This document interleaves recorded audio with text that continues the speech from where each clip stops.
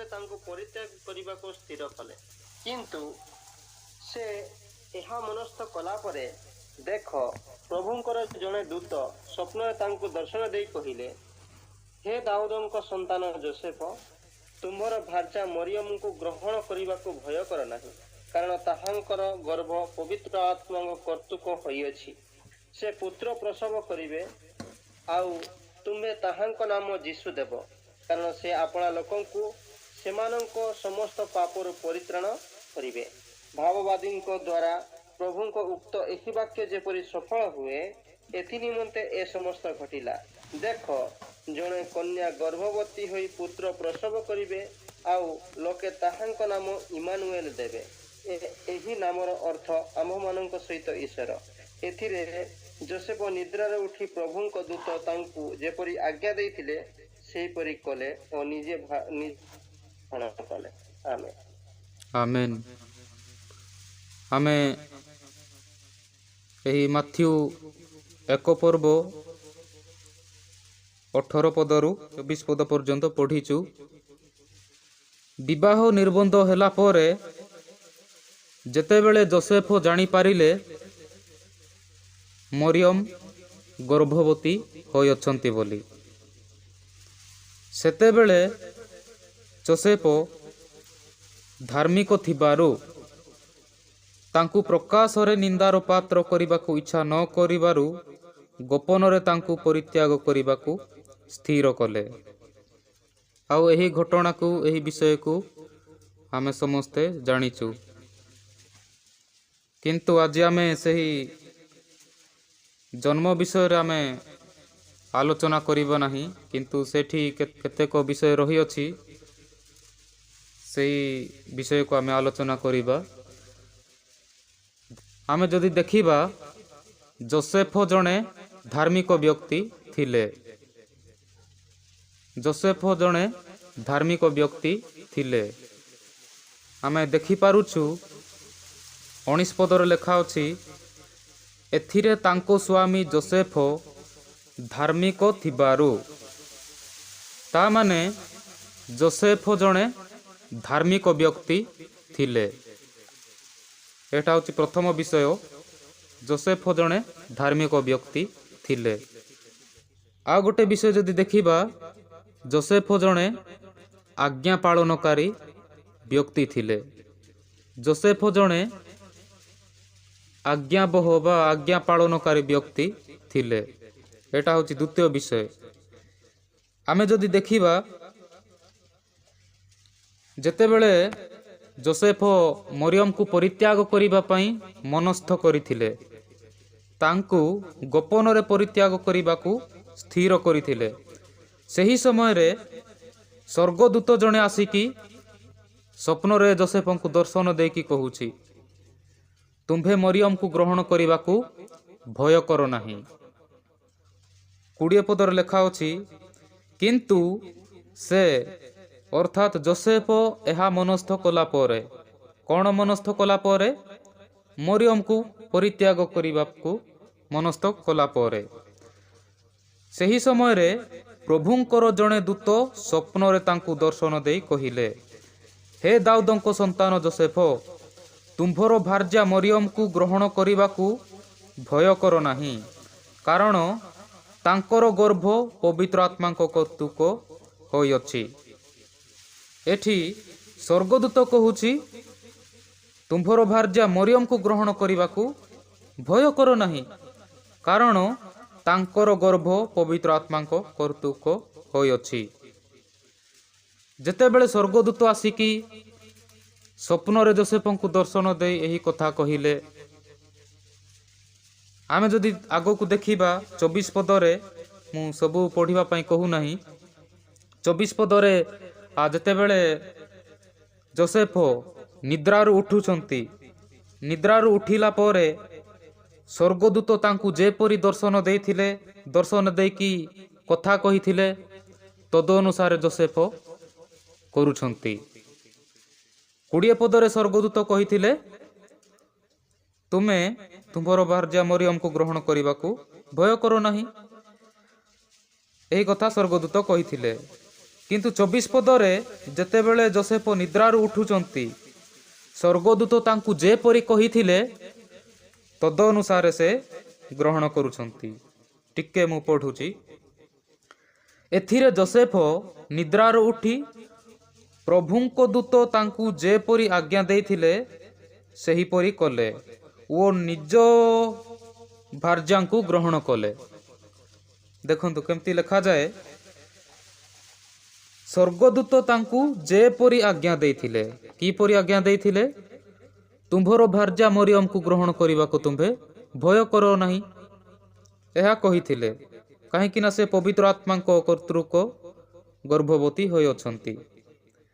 ଆଉ ଯେତେବେଳେ ଯୋସେଫ ନିଦ୍ରାରୁ ଉଠୁଛନ୍ତି, ସ୍ୱର୍ଗଦୂତ ତାଙ୍କୁ ଯେପରି ଆଜ୍ଞା ଦେଇଥିଲେ ସେହିପରି ସେ କଲେ ଓ ନିଜର ଭାର୍ଯ୍ୟାଙ୍କୁ ଗ୍ରହଣ କଲେ। ତା ମାନେ ଯୋସେଫ ଜଣେ ଆଜ୍ଞା ପାଳନକାରୀ ବ୍ୟକ୍ତି ଥିଲେ। ଆମେ ଯଦି ଦେଖିବା, ସେ କେବଳ ଏଠି ଆଜ୍ଞା ପାଳନ କରୁଛନ୍ତି ତାହା ନୁହେଁ। ଆମେ ଯଦି ଦେଖିବା 2 ପର୍ବ ବାହାର କରନ୍ତୁ, 2 ପର୍ବ, ସେ ମାଥ୍ୟୁ 2 ପର୍ବର 13-14 ପଦ ମୁଁ ପଢ଼ୁଛି। ସେମାନେ ପ୍ରସ୍ଥାନ କଲା ଉତ୍ତାରେ ଦେଖ, ପ୍ରଭୁଙ୍କର ଜଣେ ଦୂତ ସ୍ୱପ୍ନରେ ଯୋସେଫଙ୍କୁ ଦର୍ଶନ ଦେଇ କହିଲେ, ଉଠ, ଶିଶୁ ଓ ତାହାଙ୍କ ମାତାଙ୍କୁ ଘେନି ମିଶରକୁ ପଳାଅ। ପୁଣି ଆମ୍ଭେ ତୁମ୍ଭକୁ ନ କହିବା ପର୍ଯ୍ୟନ୍ତ ସେଠାରେ ରୁହ, କାରଣ ଶିଶୁଙ୍କୁ ବିନାଶ କରିବା ନିମନ୍ତେ ହେରୋଦ ତାହାଙ୍କୁ ଅନ୍ୱେଷଣ କରିବାକୁ ଉଦ୍ୟତ। ଯେତେବେଳେ ପୂର୍ବ ଦେଶର ପଣ୍ଡିତମାନେ ଶିଶୁ ଯୀଶୁଙ୍କୁ ଦର୍ଶନ କରିବାକୁ, ତାହାଙ୍କୁ ଭେଟିବାକୁ ଯାଉଥିଲେ, ସେତେବେଳେ ହେରୋଦ ରାଜା ସେମାନଙ୍କ ସହିତ ଭେଟ ହେଲେ, ସେମାନଙ୍କ ସହିତ କଥାବାର୍ତ୍ତା ହେଲେ, ତୁମ୍ଭେ ଯାଇକି ତାହାଙ୍କୁ ଦେଖା କର ଆଉ ମୋତେ ଆସିକି ଜଣାଅ, ମୁଁ ମଧ୍ୟ ଯାଇକି ତାହାଙ୍କୁ ଦର୍ଶନ କରିବି, ଦେଖା କରିବି। ଏହି କଥା ହେରୋଦ ରାଜା କହିଲେ। କିନ୍ତୁ ସେହି ପୂର୍ବ ଦେଶର ପଣ୍ଡିତମାନେ ଆସିଲେ, ଶିଶୁ ଯୀଶୁଙ୍କୁ ଦେଖିଲେ, ସେମାନେ ତାହାଙ୍କୁ ଭୂମିଷ୍ଠ ପ୍ରଣାମ କଲେ। ଏହିସବୁ କରିଲା ପରେ ସେମାନେ ସ୍ୱପ୍ନରେ ଗୋଟେ ଦର୍ଶନ ପାଇଲେ। ଆମେ ଯଦି ପଢ଼ିବା 12 ପଦରେ ଲେଖା ଅଛି, ପରେ ହେରୋଦଙ୍କ ନିକଟକୁ ବାହୁଡ଼ି ନ ଯିବାକୁ ସ୍ୱପ୍ନରେ ପ୍ରତ୍ୟାଦେଶ ପାଇ ସେମାନେ ଅନ୍ୟ ପଥ ଦେଇ ସ୍ୱଦେଶକୁ ପ୍ରସ୍ଥାନ କଲେ। ସେମାନେ ସ୍ୱପ୍ନରେ ଦର୍ଶନ ପାଉଛନ୍ତି ଆଉ ଅନ୍ୟ ପଥରେ ଯାଉଛନ୍ତି।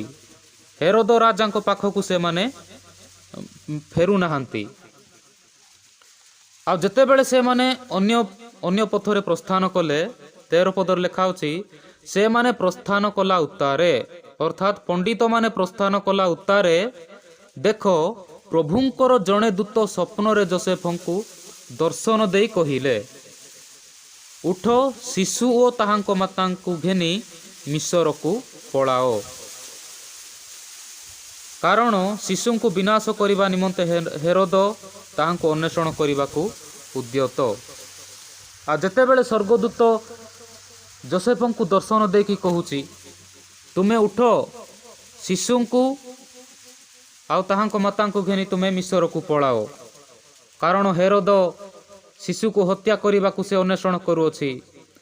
ଏହା ସେ ପ୍ଲାନ୍ କରିଅଛି ଶିଶୁଙ୍କୁ ହତ୍ୟା କରିବାକୁ। ଏହା ସ୍ୱର୍ଗଦୂତ ଯୋସେଫଙ୍କୁ ଦର୍ଶନ ଦେଇକି କହୁଛି। ଯେତେବେଳେ ସ୍ୱର୍ଗଦୂତ ଯୋସେଫଙ୍କୁ ଏହି କଥା କହିଲେ, ଆମେ ଯଦି 14 ପଦ ପଢ଼ିବା, ଯୋସେଫ ସ୍ୱର୍ଗଦୂତଙ୍କ କଥା ଅନୁସାରେ, ସ୍ୱର୍ଗଦୂତ ଦର୍ଶନ ଦ୍ୱାରା ଯେପରି କଥା କହିଥିଲେ, ସେହି କଥାକୁ ଶୁଣିକି, ସେହି କଥା ଅନୁସାରେ ବା ସେହି ଆଜ୍ଞା ଅନୁସାରେ ଯୋସେଫ 14 ପଦରେ ଉଠିକି ପ୍ରସ୍ଥାନ କରୁଛନ୍ତି। ଆମେ ପଢ଼ିବା 14 ପଦ।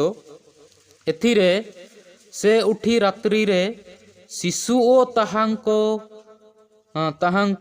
ତାହାଙ୍କ ମାତାଙ୍କୁ ଘେନି ମିଶରକୁ ପଳାଇଗଲେ। ଦେଖନ୍ତୁ, ଏଠି ମଧ୍ୟ ସ୍ୱର୍ଗଦୂତଙ୍କର ବାକ୍ୟ ଅନୁସାରେ ଯୋସେଫ ଯାଉଛି। ଆମେ ଯଦି ଦେଖିବା ଆହୁରି ମଧ୍ୟ, ଯେତେବେଳେ ହେରୋଦ ରାଜା ମରିଗଲା ପରେ ଯେତେବେଳେ ସ୍ୱର୍ଗଦୂତ ଯୋସେଫଙ୍କୁ ଦର୍ଶନ ଦେଉଛି, ତୁମେ ଏବେ ଇସ୍ରାଏଲ ଦେଶକୁ ଗମନ କର, ସେଟା ଯଦି ଆମେ ଦେଖିବା 19 ପଦରୁ ଲେଖାଯାଏ।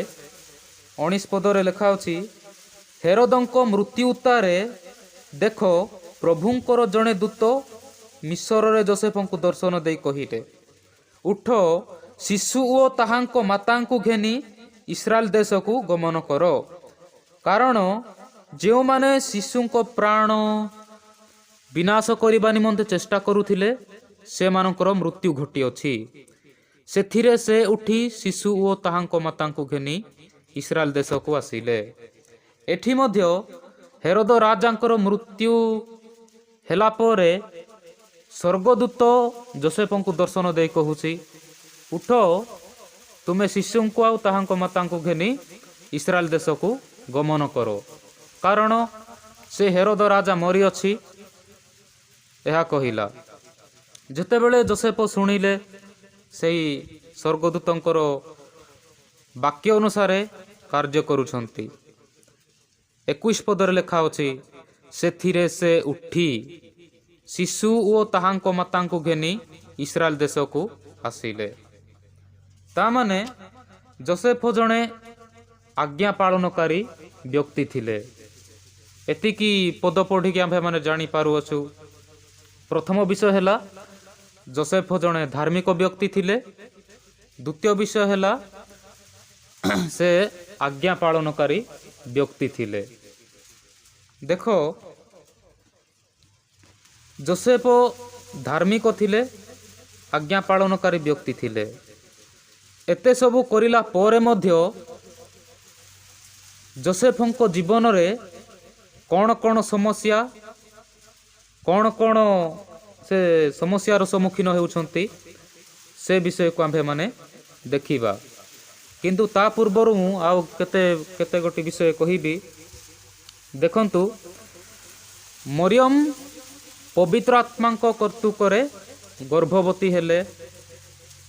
ସେ କହିଲେ, ମୁଁ ପୁରୁଷକୁ ଜାଣେ ନାହିଁ। ପୁରୁଷକୁ ଜାଣେ ନାହିଁ ମାନେ ପୁରୁଷକୁ ମୁଁ ଜାଣି ନାହିଁ ଅର୍ଥ ପୁରୁଷ କିଏ, ସେ କେମିତିକା ସେଟା କହୁନାହାନ୍ତି, କିନ୍ତୁ ପୁରୁଷଙ୍କ ସହିତ ମାନେ ତାଙ୍କର ଶାରୀରିକ ସମ୍ପର୍କ ରଖି ନାହିଁ ବୋଲି ସେ ଏ କଥା କହୁଛନ୍ତି। ତ ଯେତେବେଳେ ସେ ପବିତ୍ର ଆତ୍ମାଙ୍କ କର୍ତ୍ତୃକରେ ଗର୍ଭବତୀ ହେଉଛନ୍ତି, ତ ଯୋସେଫ ମଧ୍ୟ ତାଙ୍କୁ ପରିତ୍ୟାଗ କରିବା ପାଇଁ ସ୍ଥିର କରିଥିଲେ।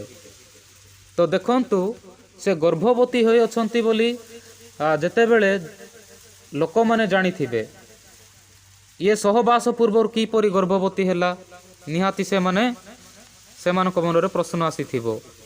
ଆମେ ଯେତେବେଳେ LMJC ସବଜେକ୍ଟ ପଢ଼ୁଥିଲୁ, ସେଠି ଲେଖାଯାଏ, ସେଠି ଆମେ ପଢ଼ିଛୁ, ମାନେ କେତେକ ଲୋକ ଯୀଶୁଙ୍କୁ ବେଶ୍ୟା ସନ୍ତାନ ବୋଲି କହୁଥିଲେ।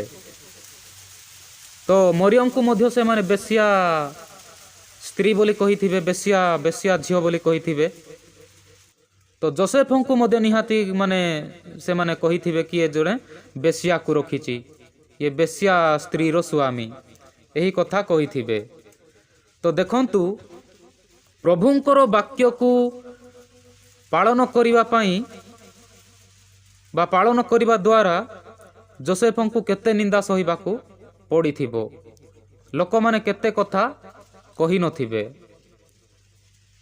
ଆଜିକା ଦିନରେ ଯଦି ହେଇଥାନ୍ତା ତାହେଲେ ଲୋକମାନେ କେତେ କ'ଣ କହିଥାନ୍ତେ, ତତେ କ'ଣ ଆଉ ଝିଅ ମିଳିଲେ ନାହିଁ, ତୁ ଏମିତି ବେଶ୍ୟା ଝିଅକୁ ବିବାହ କରିଛୁ, ଏମିତି ବିଭିନ୍ନ କଥା କହିଥାନ୍ତେ।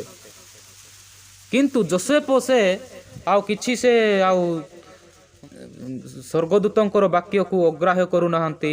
ମୋତେ ଲୋକମାନେ ଏମିତି କହିବେ, ମୁଁ ତାଙ୍କୁ କେମିତି ଗ୍ରହଣ କରିବି, ମୁଁ ସହବାସ ପୂର୍ବେ ସେ କିପରି ଗର୍ଭବତୀ ହେଲା, ମୁଁ ନାହିଁ ତାକୁ ଆଉ ରଖିପାରିବି ନାହିଁ, ଏହା କହିଥାନ୍ତେ।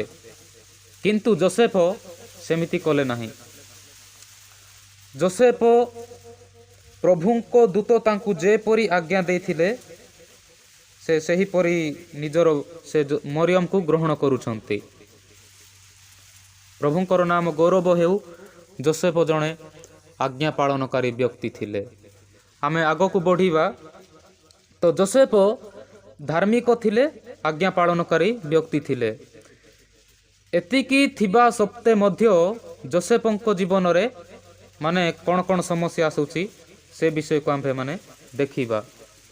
ଆମେ ଯଦି ଦେଖିବା ସେହି ମାଥିଉରୁ ଏକା ମୁଁ କହିବି 2 ପର୍ବ ବାହାର କରନ୍ତୁ, ତାର ଆମେ ଯଦି ପଢ଼ିବା 2:13-14 ଦେଖନ୍ତୁ, ଯୋସେଫଙ୍କ ପରିବାରକୁ ତାଡ଼ନା ଆସୁଛି। ପ୍ରଥମ ସମସ୍ୟା ବା ତାଡ଼ନା, ଯୋସେଫଙ୍କ ପରିବାରକୁ ତାଡ଼ନା ଆସୁଛି। କେମିତି? ହେରୋଦ ରାଜା ଶିଶୁଙ୍କୁ ହତ୍ୟା କରିବା ପାଇଁ ପ୍ଲାନ୍ କରୁଛି ବା ଅନ୍ୱେଷଣ କରିବାକୁ ଉଦ୍ୟତ। ଆଉ ଥରେ ମୁଁ ସେଇ ପଦଟା ପଢ଼ୁଛି, 2:13 ଦେଖନ୍ତୁ। ସେମାନେ ପ୍ରସ୍ଥାନ କଲା ଉତ୍ତାରେ ଦେଖ, ପ୍ରଭୁଙ୍କର ଜଣେ ଦୂତ ସ୍ୱପ୍ନରେ ଯୋସେଫଙ୍କୁ ଦର୍ଶନ ଦେଇ କହିଲେ, ଉଠ, ଶିଶୁ ଓ ତାହାଙ୍କ ମାତାଙ୍କୁ ଘେନି ମିଶରକୁ ପଳାଅ। ପୁଣି ଆମ୍ଭେ ତୁମ୍ଭକୁ ନ କହିବା ପର୍ଯ୍ୟନ୍ତ ସେଠାରେ ରୁହ, କାରଣ ଶିଶୁଙ୍କୁ ବିନାଶ କରିବା ନିମନ୍ତେ ହେରୋଦ ତାହାଙ୍କୁ ଅନ୍ୱେଷଣ କରିବାକୁ ଉଦ୍ୟତ। କେଉଁ ଶିଶୁଙ୍କୁ? ସେହି ଯୀଶୁ ଶିଶୁଙ୍କୁ ହତ୍ୟା କରିବା ପାଇଁ ହେରୋଦ ରାଜା। ଯେହେତୁ ଶିଶୁ ଯୀଶୁ ଯୋସେଫଙ୍କ ପୁଅ ଥିଲେ ଶାରୀରିକ ଭାବ ଅନୁସାରେ, ତାମାନେ ଯୋସେଫଙ୍କ ପରିବାରକୁ ହିଁ କ'ଣ ସମସ୍ୟା ଯାଉଛି ବା ତାଡ଼ନା ଯାଉଛି। ଦେଖନ୍ତୁ, ଗୋଟେ ପରିବାର ଯଦି କିମ୍ବା ଜଣେ ବ୍ୟକ୍ତି ଯଦି ପ୍ରଭୁଙ୍କର ବାକ୍ୟକୁ ପାଳନ କରୁଛି, ତାହେଲେ ତାଙ୍କ ପରିବାରକୁ କେତେ ସମସ୍ୟା ଯାଉଛି, କେତେ ମାନେ ତାଡ଼ନାର ସମ୍ମୁଖୀନ ହେବାକୁ ପଡ଼ୁଛି। ଦ୍ୱିତୀୟ ତିମୋଥୀ 3:12 ଲେଖା ଅଛି, ଯେଉଁମାନେ ଧାର୍ମିକ ଜୀବନଯାପନ କରିବାକୁ ଇଚ୍ଛା କରନ୍ତି ସେମାନେ ତାଡ଼ନା ଭୋଗ କରିବେ।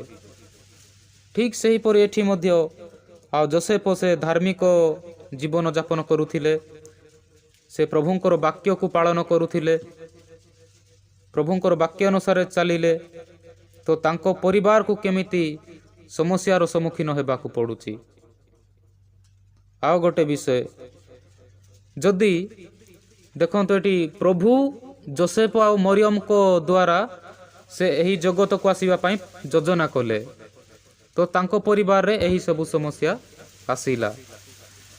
ଠିକ୍ ସେହିପରି ଆମ୍ଭମାନଙ୍କ ଜୀବନରେ, ଆମ୍ଭମାନଙ୍କ ପରିବାରରେ କିମ୍ବା ଆମ୍ଭମାନଙ୍କ ଦ୍ୱାରା ପ୍ରଭୁ ଯଦି କୌଣସି ବିଷୟ ଯୋଜନା କରିଛନ୍ତି, ପ୍ଲାନ୍ କରିଛନ୍ତି, ଯଦି କାର୍ଯ୍ୟ କରିବାକୁ ଇଚ୍ଛା କରୁଛନ୍ତି, ତାହେଲେ ଆମ୍ଭମାନଙ୍କ ପରିବାରରେ ମଧ୍ୟ ସମସ୍ୟା ଆସିବାର ସମ୍ଭାବନା ଅଛି।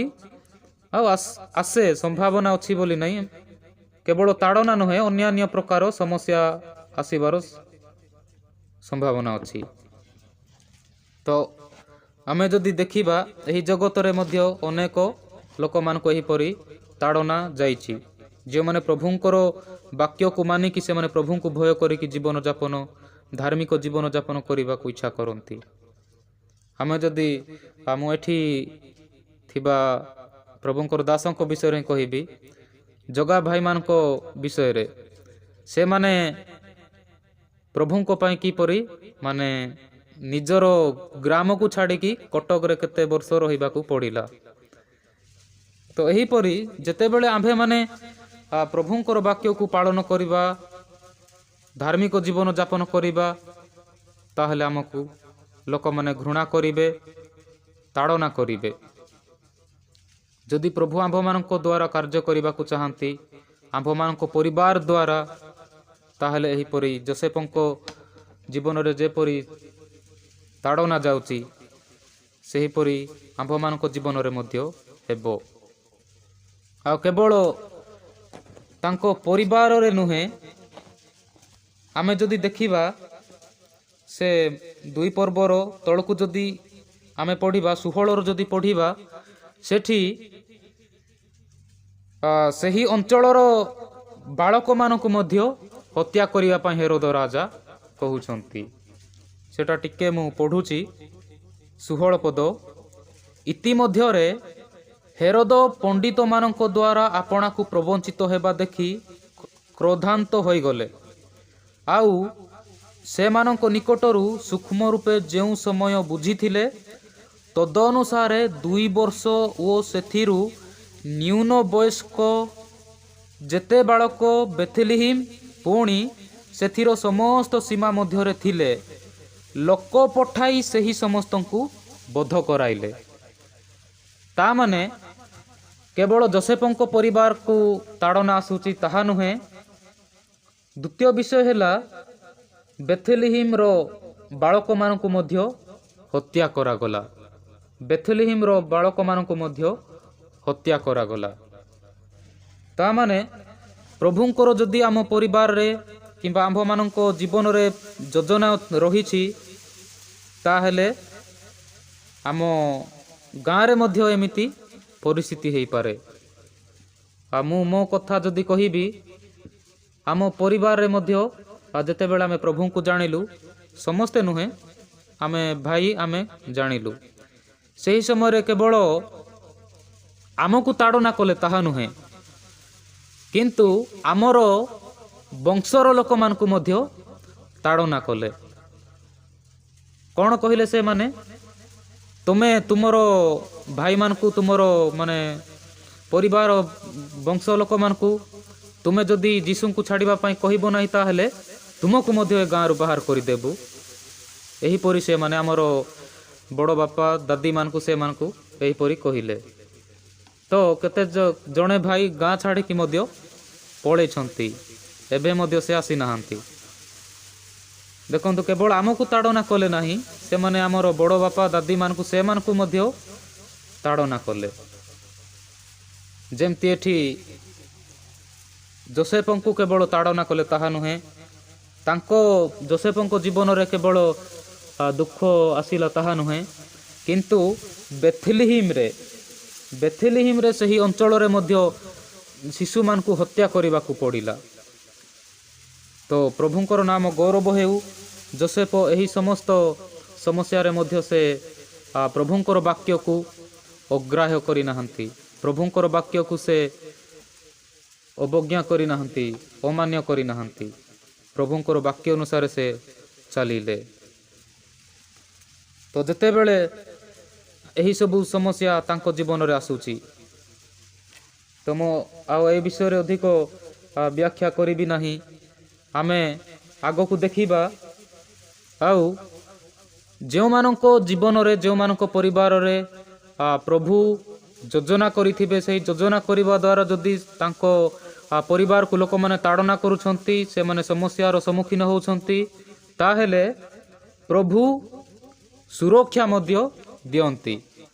ପ୍ରଭୁ ସେମାନଙ୍କୁ ସେହି ତାଡ଼ନାରୁ, ସେହି ସମସ୍ୟାରୁ ଉଦ୍ଧାର କରିବା ପାଇଁ ସେମାନଙ୍କୁ ଚାଳନା ମଧ୍ୟ ଦିଅନ୍ତି।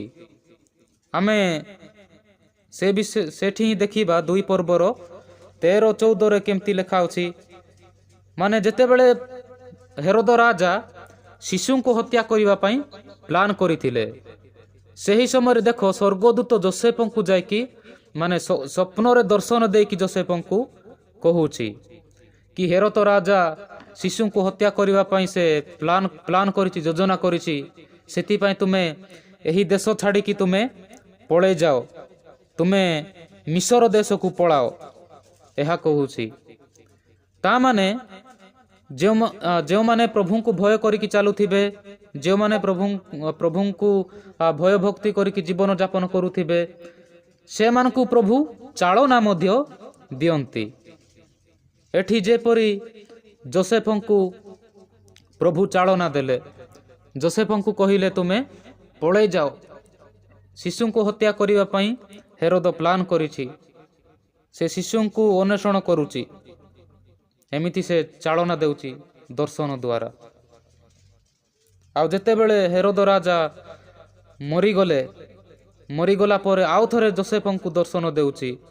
ଆମେ ଯଦି ପଢ଼ିବା ସେ 19-22 ପଦ ପର୍ଯ୍ୟନ୍ତ, ଏହିପରି ମାନେ ପ୍ରଭୁଙ୍କର ଲୋକମାନଙ୍କୁ ପ୍ରଭୁ ସ୍ୱର୍ଗଦୂତମାନଙ୍କୁ ପଠେଇକି ସ୍ୱପ୍ନ ଦ୍ୱାରା ବିଭିନ୍ନ ପ୍ରକାର ମାଧ୍ୟମରେ ଲୋକମାନଙ୍କ ଦ୍ୱାରା ପ୍ରଭୁ ଚାଳନା ମଧ୍ୟ ଦିଅନ୍ତି।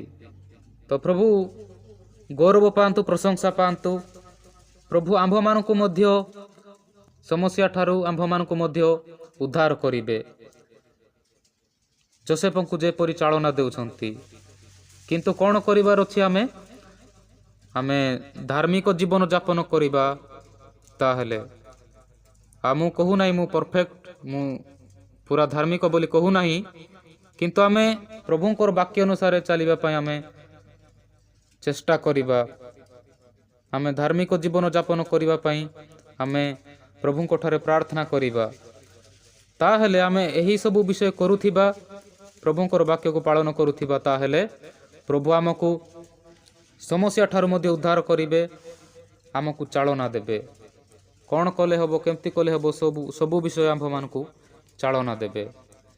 ସେଥିପାଇଁ ମୁଁ ପରମେଶ୍ୱରଙ୍କୁ ଧନ୍ୟବାଦ ଦିଏ।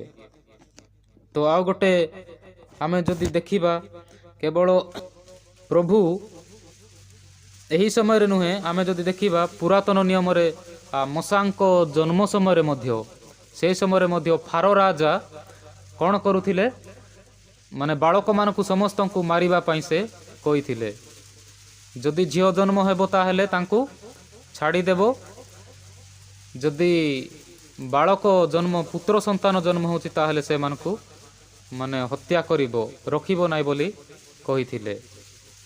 ତ ପୁରାତନ ନିୟମରେ ମଧ୍ୟ ଆମେ ଦେଖିପାରୁଅଛୁ କି ପ୍ରଭୁ ମଶାଙ୍କ ଦ୍ୱାରା କାର୍ଯ୍ୟ କରିବା ପାଇଁ ଚାହିଁଥିଲେ, କିନ୍ତୁ ତାଙ୍କୁ ମାନେ ଫାରୋ ରାଜା କିପରି କରୁଥିଲେ, ଏହି ବିଷୟକୁ ଆମ୍ଭେମାନେ ଜାଣିଅଛୁ।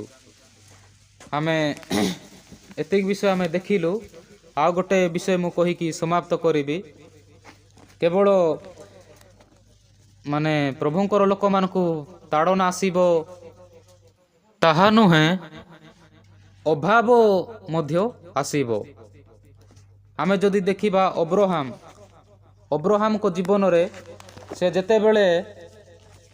ନିଜର ଦେଶକୁ ଛାଡ଼ିଲେ, ଯେତେବେଳେ ପରମେଶ୍ୱର, ସଦାପ୍ରଭୁ ପରମେଶ୍ୱର ତାଙ୍କୁ କହିଲେ, ଆମେ ଟିକେ ସେଟା ବାହାର କରିବା, ଆଦି ପୁସ୍ତକ 12 ପର୍ବ, କେବଳ 1 ପଦ ପଢ଼ିବା। କିଏ ଜଣେ ଟିକେ ପଢ଼ି ଦିଅନ୍ତୁ 12ର 1 ପଦ। ଏଉଠାରୁ ସଦାପ୍ରଭୁ ଅବ୍ରାହ୍ମଙ୍କୁ କହିଲେ, ତୁମ୍ଭେ ଆପଣା ଦେଶ ଓ ଜ୍ଞାତି କୁଟୁମ୍ବ ଓ ପୈତୃକ ଗୃହ ପରିତ୍ୟାଗ କରି ଆମ୍ଭେ ଯେଉଁ ଦେଶ ତୁମ୍ଭକୁ ଦେଖାଇବା ସେହି ଦେଶକୁ ଯାଅ। ଆମେ ଏଠି 12ର 1 ପଦରେ ଦେଖୁଅଛୁ, ସଦାପ୍ରଭୁ ଅବ୍ରାହ୍ମଙ୍କୁ କହିଲେ, ତୁମ୍ଭେ ଆପଣା ଦେଶ ଓ ଜ୍ଞାତି କୁଟୁମ୍ବ ଓ ପୈତୃକ ଗୃହ ପରିତ୍ୟାଗ। ଏଠି ଆମେ ଦେଖୁଛୁ, ତୁମ୍ଭର ଦେଶକୁ ପରିତ୍ୟାଗ କର, ଜ୍ଞାତି କୁଟୁମ୍ବ ଆଉ ପୈତୃକ ଗୃହ ପରିତ୍ୟାଗ କରି ବାହାର, ଆମ୍ଭେ ତୁମ୍ଭକୁ ଯେଉଁ ଦେଶ ଦେଖାଇବା ସେହି ଦେଶକୁ ଯାଅ। ଏହା ସଦାପ୍ରଭୁ ପରମେଶ୍ୱର ଅବ୍ରାହ୍ମଙ୍କୁ କହିଲେ। ଆଉ ଯେତେବେଳେ ଅବ୍ରାହ୍ମ ଏହି କଥା ଶୁଣିଲେ, ପରମେଶ୍ୱରଙ୍କ ଠାରୁ ଏହି ରବ ଶୁଣିଲେ, ସେତେବେଳେ ଅବ୍ରାହ୍ମ ସଦାପ୍ରଭୁଙ୍କର ବାକ୍ୟ ଅନୁସାରେ ସେ ନିଜର ଦେଶକୁ ଛାଡ଼ିକି, ନିଜର ପୈତୃକ ଗୃହ, ପିତାଙ୍କର ଗୃହ ପରିତ୍ୟାଗ କରିକି ବାହାରୁଛି। ଆମେ ସେ ପଦ ଟିକେ ପଢ଼ିବା।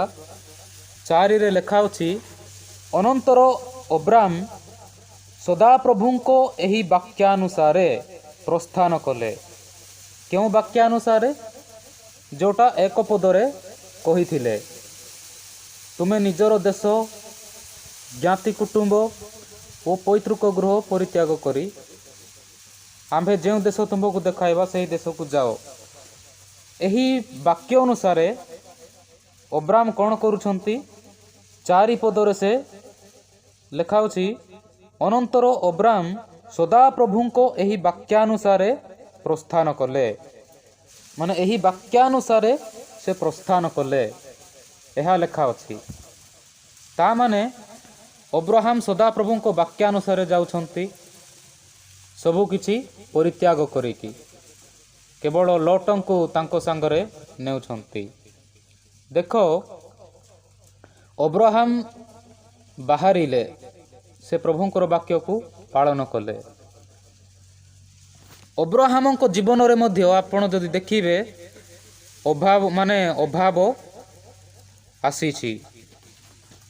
ଆମେ ଯଦି ଟିକେ ଦେଖିବା 8ରୁ ପଡ଼ୁଛି, ଏଥିଉତାରୁ ସେ ସେହି ସ୍ଥାନ ଛାଡ଼ି ବୈଥେଲର ପୂର୍ବ ଆଡ଼ ପର୍ବତକୁ ଯାଇ ଆପଣା ତମ୍ବୁ ଠିଆ କଲେ।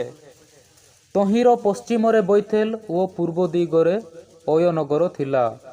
ପୁଣି ସେହିଠାରେ ସଦାପ୍ରଭୁଙ୍କ ଉଦ୍ଦେଶ୍ୟରେ ଏକ ଯଜ୍ଞବେଦୀ ନିର୍ମାଣ କରି ସଦାପ୍ରଭୁଙ୍କ ନାମରେ ପ୍ରାର୍ଥନା କଲେ। ତହିଁଉତାରେ ଅବ୍ରାମ ଭ୍ରମଣ କରୁ କରୁ ଆହୁରି ଦକ୍ଷିଣ ଦିଗକୁ ଗଲେ। 10 ପଦ।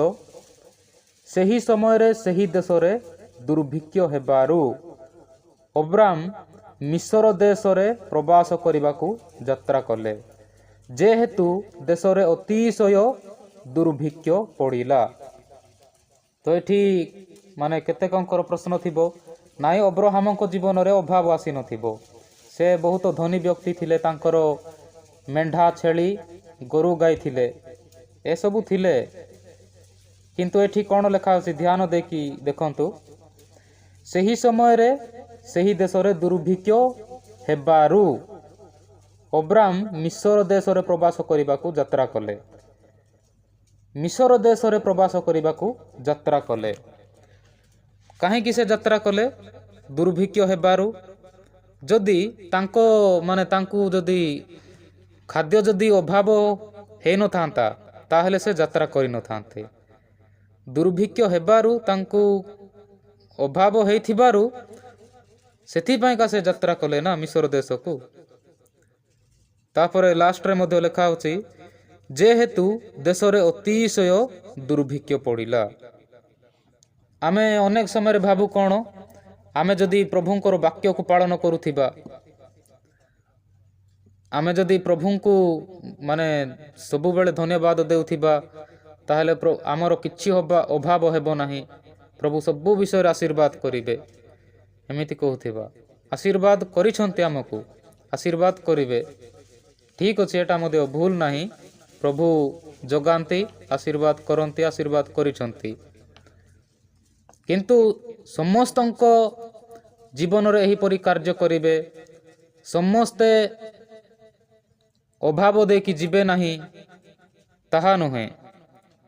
ଆମେ ବାଇବଲରେ ମଧ୍ୟ ଦେଖୁଅଛୁ, ଆଉ ପାଉଲଙ୍କ ଜୀବନରେ ମଧ୍ୟ ଅଭାବ ହେଲା ବୋଧେ, ସେଥିପାଇଁ ସେ ତମ୍ବୁ କାର୍ଯ୍ୟ କଲେ। ଆଉ ଆମେ ଏଠି ଦେଖୁଅଛୁ ଅବ୍ରାହମଙ୍କ ଜୀବନରେ ମଧ୍ୟ ଅଭାବ ଆସିବାରୁ ସେ ମିଶର ଦେଶରେ ବାସ କରିବା ପାଇଁ ଯାଉଛି। ତ ଏହା ଆମେ କହିବା ନାହିଁ କି ମୁଁ ପ୍ରଭୁଙ୍କର ବାକ୍ୟ ଯଦି ପାଳନ କରିକି ରହିବି, ପ୍ରଭୁଙ୍କର ବାକ୍ୟ ଅନୁସାରେ ଚାଲିବି, ଧାର୍ମିକ ଜୀବନ ଯାପନ କରିବି, ତାହେଲେ ଅଭାବ ଆସିବ ନାହିଁ, ତାହା ନୁହେଁ।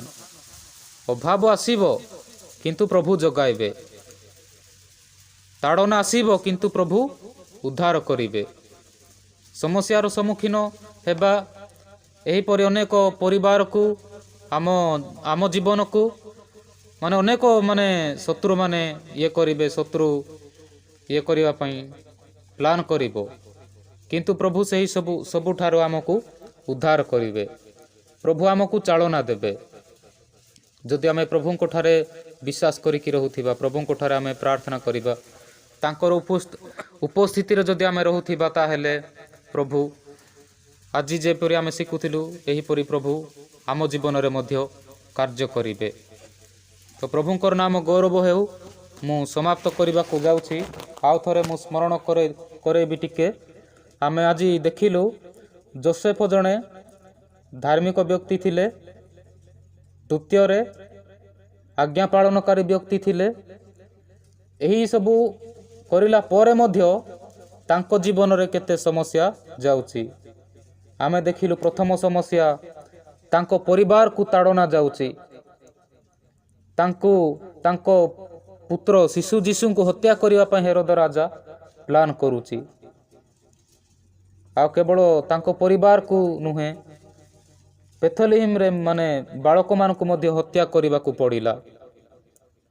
କ'ଣ ପାଇଁ?